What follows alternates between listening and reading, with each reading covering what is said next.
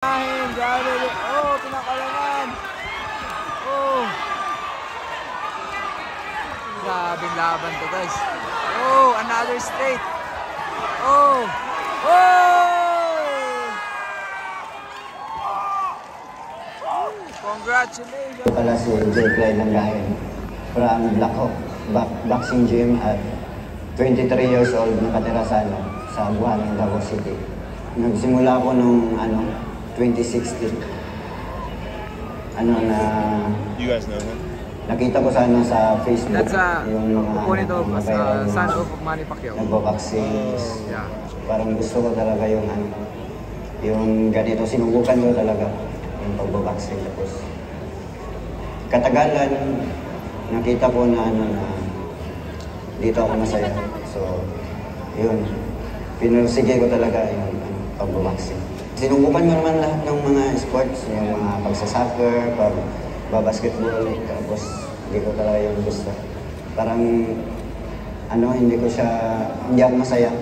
Tapos sinubukan ko na din yung boxing. Then doon, tumagal ako doon. Matagal-tagal ako naganda, mga 3 months, pinagandaan ko talaga itong laban na to. Sa sparring, banat ako sa sparring para sa laban na ito. Ang masasabi ko, magaling siya, tapos ito-try ko yung best ko sa laban bukas. Papakita ko talaga yung training ko, yung mga pinagdaanan ko, papakita ko yung lahat. Siguro sa hard work, siguro pinagandaan ko talaga to. Pagandahin natin yung laban.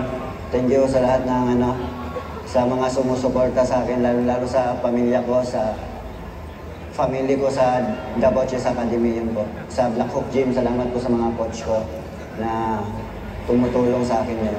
Expect niyo sa akin yung 100% ko na ibibigay ko talaga lahat ng makakaya ko at saka yung lahat ng lakas ko. Si Emmanuel Joseph Bacosa Pacquiao, 20 years old po. Wildcard gym. Okay. Mentally and physically po. Ganun pa rin po. Kung ano po yung motivation ko sa araw-araw ng pagtitraining ko at sa last fight ko, yun pa rin po yung gusto ko rin po maging proud ang pamilya ko at ang daddy ko. At saka gusto ko rin po maabot yung pangarap ko sa po. Advantage ko po is God is with me po. Opo. Nagpapasalamat po ko sa lahat ng fans dyan at saka haters. Maraming salamat. Good luck po at God bless. He weighed at 134.3 pounds. He has a record of 1 win, 1 loss, 1 draw. Fighting out of Black Hawk Boxing Gym, Obrero, Davao City. Ladies and gentlemen, J. Clyde Langgahin.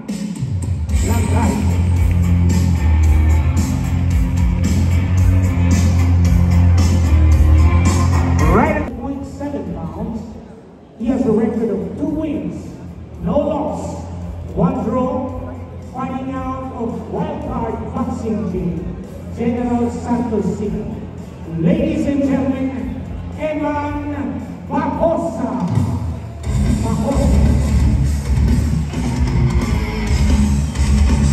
Judges at ringside, si Leslie Amaiza, Ray Danseco, Danilo Lopez, third man in the ring. Alright guys, ito Langgahin versus Eman Bacosa Pacquiao. Tingnan natin to guys ha. Pang-apat na laban to ni Bacosa ngayon. And ay itong kalaban niya ay isang veteranong fighter din sa Mindanao, Davao City. Tingnan natin to. Mapapalaban ang gusto si Eman dito. As you can see, yung pare. Oh, a nice job. Oh, nice job dude. Oh, ito nabibigyan ng magandang laban si Eman dito. Guys, eto. Oh, grabe ang lakas. Oh, saktan din si Eman dito. Oh, grabing tukan to guys. Back and forth action. Grabing changes dito guys. mga bay. Natin papalaban ng gusto si Iman dito mga bay. Ay, ito mga bay. Oh, a good body shot. Oh, saktan dito si Iman, pero ito wala pa rin. Okay.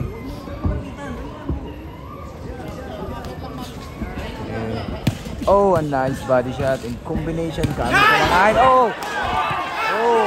Oh! Nag-uwi dito! Oh! Oh! Nasaktan ang kalaban ni Iman dito. Let's go! Let's go! Grabe. Ito na pinataman ni Iman dito. Nag-stop-man! Nasaktan. Pagod si Iman dito. Grabe, ang ganda ng panatama ni Iman doon. Wow! Ito, another combination. Oh, mouthpiece na ba? Relax lang, relax lang.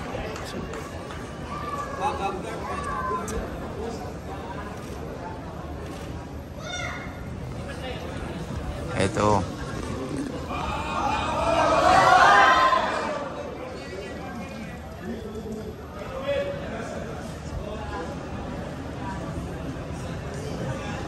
Ito. So guys, nabigyan talaga ng magandang laban si Iman dito. Oh, nice job coming to Iman. Oh, body shot. Oh, combination by langahin. Ito, oh, saktan si langahin dito. Guys, nice body. Wow, nice combination by Iman. Wow, nakatayo pa rin si langahin. Oh, another overhand. Oh, oh.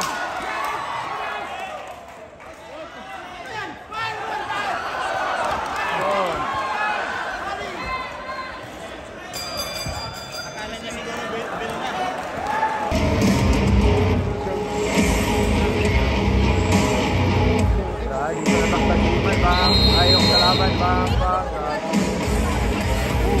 nalaban.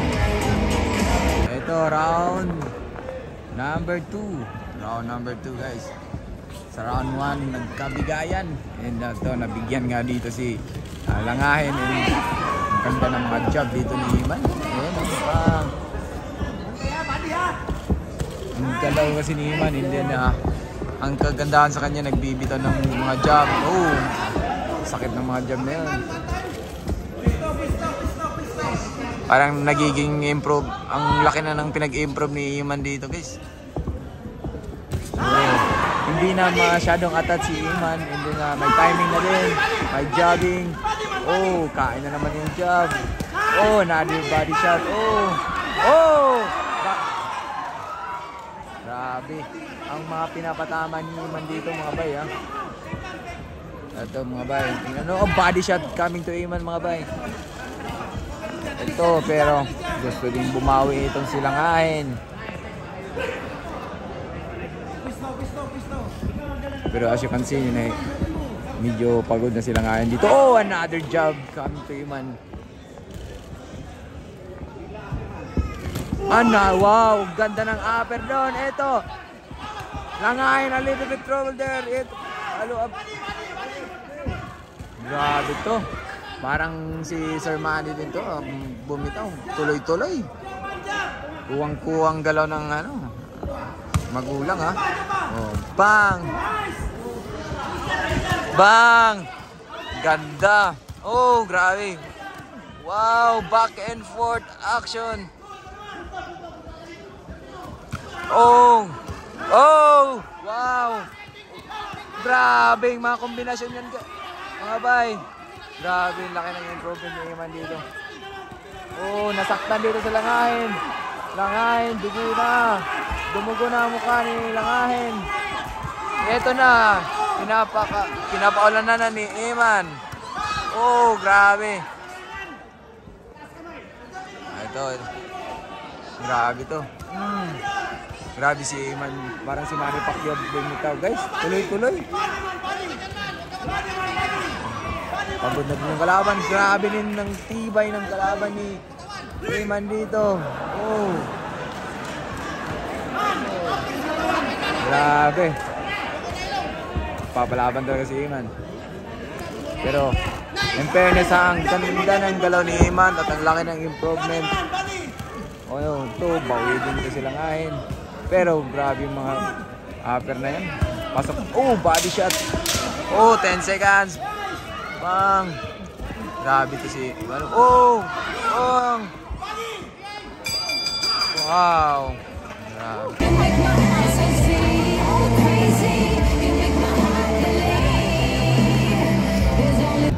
Ito, round number 3. Oh, another hook. Another. Oh, grabing body. Oh, grabing kombinasyon din.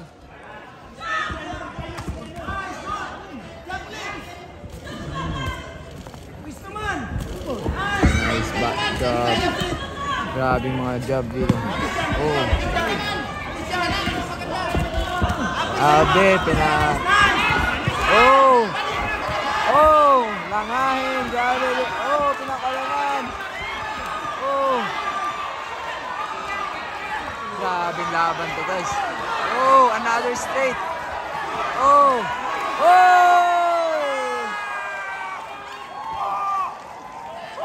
Congratulations! Sira ang our former Congressman Bobby Pacquiao and WBC President Mauricio Sulaiman to award the trophy. Referee Costillo stopped the fight. Winner by technical knockout, Eman Bacosa.